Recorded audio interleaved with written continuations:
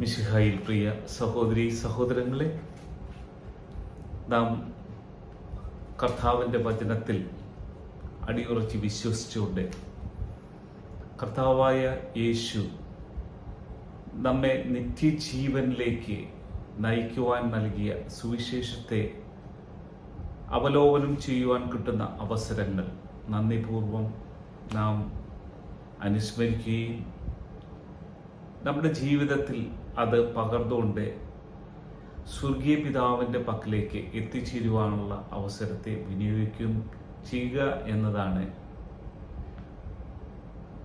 10 കന്യകമാരുടെ ഉപമയിലൂടെ കർത്താവായ യേശു നമ്മളെ ബോധ്യപ്പെടുത്തുന്നത്. മണവാളിനെ എതിരേൽക്കുവാനായിട്ട് കാത്തു നിൽക്കുന്ന 10 കന്യകമാരിൽ 5 കന്യകമാർ ബുദ്ധിമതികളും 5 കന്യകമാർ വിവേകരഹിതരുമായിരുന്നു എന്ന് ആ വചനത്തിലൂടെ നമ്മെ ബോധ്യപ്പെടുത്തുന്നുണ്ട്.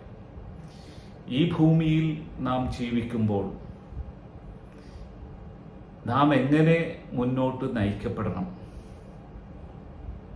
അതെ, നാം ഈ ഭൂമിയിലേക്ക് എത്തിച്ചേർന്നിരിക്കുന്നത് സ്വർഗീയ പൗരത്വം സ്വീകരിച്ചുകൊണ്ട് ഈ ഭൂമിയിൽ വിസിറ്റ് ചെയ്യുവാനും ഈ ഭൂമിയിൽ നാം സുവിശേഷം ലോകത്തെ അറിയിച്ചുകൊണ്ട് നിത്യജീവനിലേക്ക് പ്രവേശിക്കുവാനുള്ള എല്ലാ ആത്മീയവും ഭൗതികവുമായ അനുഗ്രഹങ്ങളാലാണ് നമ്മളെ പിതാവായ ദൈവം ഇങ്ങോട്ട് അയച്ചിരിക്കുന്നത്. എന്നാൽ പലരും ഈ ലോകത്തിൻ്റെ മാസ്മരീകതയിൽ മയങ്ങി ഈ ലോകത്തിൽ മാത്രം ലക്ഷ്യം വെച്ചുകൊണ്ട് ജീവിക്കുന്നവരും, എന്നാൽ ബുദ്ധിമതികളായ കന്യകമാരെ പോലെ നിക്ഷേപം സ്വർഗത്തിലേക്ക് എത്തിക്കുവാനായിട്ടുള്ള കൃപ യാചിച്ചുകൊണ്ടും പിതാവായ ദൈവത്തിൻ്റെ ഹിതം നിറവേറ്റിക്കൊണ്ടും ഈ ഭൂവിൽ ജീവിക്കുന്ന ദൈവമക്കൾ ഇന്ന് നമ്മുടെ ഇടയിൽ ദിവ്യകാരുണ്യ അത്ഭുതങ്ങളെ കുറിച്ച് നാം വളരെയധികം ചിന്തിക്കുന്ന ഒരവസ്ഥയിൽ ഈയിടെ ഉണ്ടായ ദിവ്യകാരുണ്യ അത്ഭുതം എറണാകുളം മാടവന സെന്റ് സെബാസ്റ്റ്യൻസ് ചർച്ചിൽ നടന്നു. ഈ അത്ഭുതം നമ്മുടെ ജീവിതത്തിൽ ഒരു ചോദ്യചിഹ്നം ഉയർത്തിക്കൊണ്ട് പോകുന്നുണ്ട്. തീർച്ചയായിട്ടും ഓരോ ദിനവും നാം അർപ്പിക്കുന്ന ദിവ്യബലിയിൽ കർത്താവായ യേശു നമ്മോടൊപ്പം നമുക്ക് വേണ്ടി ബലി അർപ്പിക്കുന്നുണ്ട്. ആ ബലിയുടെ യോഗ്യത കൊണ്ടാണ് നാം ഈ ഭൂവിൽ പ്രലോഭനങ്ങളെ അതിജീവിക്കുന്നത്. എന്നാൽ ഈ ദിവ്യബലിയിൽ പങ്കെടുക്കുന്ന എല്ലാവർക്കും ആ യോഗ്യത ഉണ്ടോ ഇല്ലയോ എന്ന് നാം തിരിച്ചറിയേണ്ടതുണ്ട്. പരിശുദ്ധനായ ദൈവത്തിൻ്റെ മുന്നിലേക്ക് പരിശുദ്ധി ഉള്ളവർക്ക് മാത്രമേ എത്തിച്ചേരുവാൻ സാധ്യമാവൂ. ഇപ്പോൾ നടന്നുകൊണ്ടിരിക്കുന്ന ആ ദിവ്യകാരുണ്യ അത്ഭുതം എൻ്റെ സുവിശേഷ ജീവിതത്തിൽ ഞാൻ ഒരിക്കലും അത്ഭുതങ്ങളുടെയോ അടയാളങ്ങളുടെയോ പിറകെ സഞ്ചരിക്കുവാൻ ഞാൻ ആഗ്രഹിക്കുന്ന ഒരു വ്യക്തിത്വമല്ല. എനിക്കറിയാം, എൻ്റെ പിതാവായ ദൈവം ഈ ഭൂവിൽ ഞാൻ ജനിക്കുന്നതിന് മുമ്പേ തൻ്റെ അരൂപിയിൽ എനിക്കായിട്ട് ഒരു രൂപം നൽകുകയും എനിക്ക് ജന്മം നൽകാൻ, ഭൗതിക ശരീരം നൽകുവാൻ എനിക്ക് എൻ്റെ മാതാപിതാക്കളെ തിരഞ്ഞെടുക്കുകയും ചെയ്തു. ഈ ഭൂവിൽ ജീവിക്കുവാനായിട്ട് ഭൗതിക ശരീരങ്ങളും സ്വർഗത്തിൽ ജീവിക്കുവാൻ സ്വർഗീയ ശരീരങ്ങളും നമുക്ക് ആവശ്യമാണ്. ഈ ഭൂവിൽ എനിക്ക് ജന്മം നൽകുവാനായിട്ട് എൻ്റെ മാതാപിതാക്കളെ തിരഞ്ഞെടുത്തതിനോർത്ത് ഞാൻ നന്ദി പറയുന്നുണ്ട്. എൻ്റെ സ്വർഗീയ പിതാവിൻ്റെ ഇഷ്ടം നിറവേറ്റുക എന്നത് തന്നെയാണ് ഈ ലോകത്തിലെ എന്നിൽ ഏൽപ്പിച്ചിരിക്കുന്ന ദൗത്യം. എനിക്ക് കിട്ടുന്ന ചെറുതും വലുതുമായ എല്ലാ നന്മയ്ക്കും നന്ദി അർപ്പിക്കുവാൻ ഈ അവസരം ഞാൻ വിനിയോഗിക്കുകയാണ്. ദിവ്യകാരുണ്യമായ യേശുവിൻ്റെ തിരുശരീരമായ അപ്പത്തിൽ ക്രിസ്തുവിൻ്റെ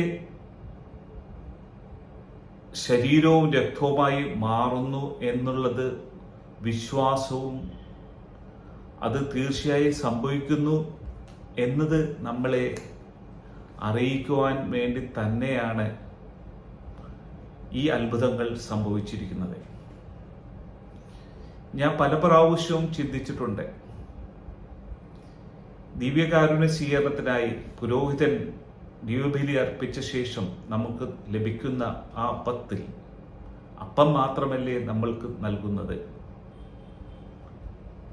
വീഞ്ഞ് രക്തമായി രൂപാന്തരപ്പെടുമ്പോൾ അത് നമുക്ക് ലഭിക്കുന്നില്ലല്ലോ.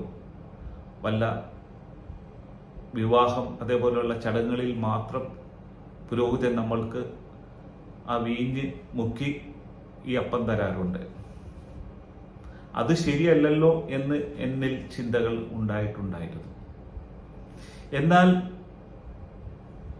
ഈ തിരുവോസ്തിയിൽ പ്രകടമായ അത്ഭുതം അടയാളം നൽകുമ്പോൾ നാം മനസ്സിലാക്കുക, ഈ അപ്പത്തിന് രക്തമായും ഈ രക്തത്തിന് അപ്പമായും മാറുവാനായിട്ട് സാധിക്കുമെന്നുള്ളത്. അതെ, എൻ്റെ ചിന്തയിൽ വന്ന ഒരു സബ്ജക്റ്റ് ഈ ദിവ്യകാരുണ്യം അത്ഭുതങ്ങളുടെ പിറകിൽ ഞാൻ പോകണമോ എന്ന് തന്നെയായിരുന്നു. 1-2 ഞായറാഴ്ചകളിൽ സംഭവിച്ച ഈ അത്ഭുതത്തെക്കുറിച്ച് ഞാൻ കേട്ടിട്ടും ഞാൻ അതിനായിട്ട് പോയില്ല. കാരണം എന്നിൽ പൂർണ്ണമായും വിശ്വാസമുണ്ട്.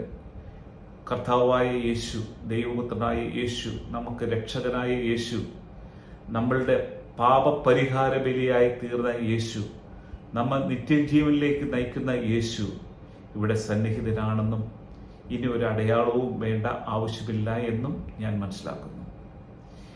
എന്നാൽ 1-2 പ്രാവശ്യം വന്ന ശേഷം 3-ാം പ്രാവശ്യം ഞാൻ ഈ അത്ഭുതം വിസിറ്റ് ചെയ്യുവാൻ, ഞാൻ എൻ്റെ സഹോദരങ്ങളോടൊപ്പവും ഞങ്ങളുടെ കുടുംബാംഗങ്ങളോടൊപ്പം അത് കാണുവാൻ സാധിച്ചു.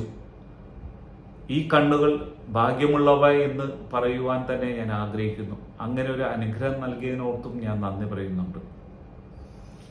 ഈ ദേവാലയത്തിൽ ഇപ്പോഴുള്ള പുരോഹിതനും മുമ്പുള്ള പുരോഹിതൻ വിശുദ്ധിയോടെ ആ പ്രവർത്തനങ്ങൾ കർത്താവിന് വേണ്ടി തൻ്റെ മനസ്സും ശരീരവും ആത്മാവും നൽകി ഇരുന്നുവെങ്കിൽ തീർച്ചയായിട്ടും ഈ അത്ഭുതങ്ങളൊന്നുമല്ല, അവിടെ ദൈവത്തിൻ്റെ സാന്നിധ്യം ഉണ്ടാകുമായിരുന്നു. ഇന്ന് പല ദേവാലയങ്ങളിലും യേശുവിൻ്റെ സാന്നിധ്യം ഇല്ലാതെ അർപ്പിക്കുന്ന ബലികളാണ് നടക്കുന്നത് എന്നുള്ള യാഥാർത്ഥ്യം നാം മനസ്സിലാക്കണം. അവിടെ യേശുവിനെ ക്രൂശിക്കുന്ന, യേശുവിനെ അവഹേളിക്കുന്ന പുരോഹിത പ്രമാണികളും ജനതകളും ഇടയന്മാരെയും നാം കാണുന്നു. ഈ ദേവാലയത്തിൽ തന്നെ എൻ്റെ അറിവനുസരിച്ചിട്ട് ഇപ്പോഴുള്ള ആ വൈദികന് മുന്നുള്ള വൈദികൻ ഭൗതിക കാര്യങ്ങളിൽ മാത്രം ശ്രദ്ധയർപ്പിച്ചുകൊണ്ട് നീങ്ങിക്കൊണ്ടിരുന്ന ഒരു പുരോഹിതനായിരുന്നു എന്നാണ് അറിയുവാൻ സാധിച്ചത്. എന്നാൽ കർത്താവ് ഒരു വ്യക്തിയിലൂടെ, ഒരു വിശുദ്ധനായ ഒരു പുരോഹിതനിലൂടെ കർത്താവിൻ്റെ സാന്നിധ്യം വിളിച്ചറിയിക്കുകയായിരുന്നു ഈ അത്ഭുതങ്ങളിലൂടെ എന്ന യാഥാർത്ഥ്യം നാം മനസ്സിലാക്കണം. പരിശുദ്ധനായ ദൈവം പരിശുദ്ധി നിറഞ്ഞവനാണ്. പരിശുദ്ധിയുള്ളവർക്ക് മാത്രമേ ആ ദൈവത്തെ കാണുവാൻ സാധ്യമാവൂ. തീർച്ചയായും ഈ മാടവന സെന്റ് സെബാസ്റ്റ്യൻ ചർച്ചിലെ ദൈവജനത്തിൻ്റെ പ്രാർത്ഥനകളും യാചനകളും അപേക്ഷകളും തന്നെയാണ് അവർക്ക് ദൈവത്തെ രുചിച്ചറിയുവാനായിട്ട് ദൈവം നൽകിയ അടയാളങ്ങളായിരുന്നു ഈ സമയമുണ്ടായിരുന്ന അത്ഭുതങ്ങൾ. ദൈവത്തെ നാം സ്തുതിച്ചും പുകഴ്ത്തിയും സ്നേഹിച്ചും ആരാധിച്ചും നാം മഹത്വപ്പെടുത്തുമ്പോൾ തീർച്ചയായും കർത്താവ് നമ്മൾ ആഗതനാകും. മുട്ടുവിൻ വാതിൽ തുറക്കപ്പെടുമെന്ന് വാഗ്ദാനം ചെയ്ത കർത്താവിൻ്റെ വചനം, അതെ, നമ്മളുടെ ഹൃദയം കൊണ്ട് നാം കർത്താവിനെ സ്വീകരിക്കുവാൻ തയ്യാറായപ്പോൾ കർത്താവ് ഇന്ന് ആ വിശുദ്ധിയുടെ പരിശുദ്ധിയുടെ അടയാളങ്ങൾ നമുക്ക് നൽകി. അതിന് ഓരോ വ്യക്തികളെയും തിരഞ്ഞെടുത്തു എന്നതാണ് സത്യം. എല്ലാ നേരവും ഹൃദയത്തിൽ ഭൗതികത വെടിഞ്ഞ് ആത്മീയതയിൽ നിറഞ്ഞ വൈദികരും അവിടുത്തെ ദൈവജനവും ചേർന്ന് ഈ ലോകത്തിന് ഒരു ഓർമ്മപ്പെടുത്തൽ തരികയാണ്. കർത്താവിന് വേണ്ടി ജീവിക്കുമ്പോൾ, കർത്താവിനാൽ നയിക്കപ്പെടുമ്പോൾ, പരിശുദ്ധാത്മാവ് നമ്മൾ നിറയുമ്പോൾ കർത്താവ് നമുക്കായി എല്ലാം നൽകിയിരിക്കും.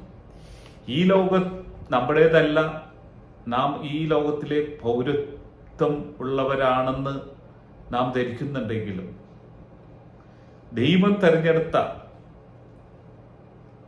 ജനമാണ്. ജ്ഞാനസ്ഥാനത്താലും തിരുസഭ സ്ഥാപിച്ച കർത്താവായ യേശു ആ സഭയിലൂടെ ദൈവജനത്തിന് നിത്യതയിലേക്ക് പോകുവാനായി കൂദാശകൾ സ്ഥാപിച്ചത്. ഇന്ന് പലയിടങ്ങളിലും കൂദാശയെ അവഹേളിക്കുന്ന പുരോഹിതന്മാരെയും ജനതകളെയും ഇടയന്മാരെയും നാം കാണുമ്പോൾ കർത്താവിൻ്റെ ക്രോധം ഈ ഭൂമിയിലേക്ക് വരുന്നു എന്നുള്ളത് സത്യവും കൂടി ഈ അടയാളങ്ങളിലൂടെ നാം മനസ്സിലാക്കേണ്ടതുണ്ട്. തീർച്ചയായും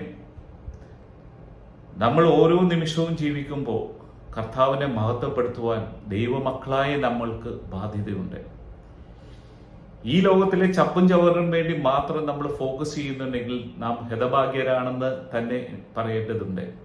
കാരണം ഈ ലോകത്ത് ജീവിക്കുന്ന ഒരു മനുഷ്യന് എത്ര ആയുസ്സുണ്ടാവും?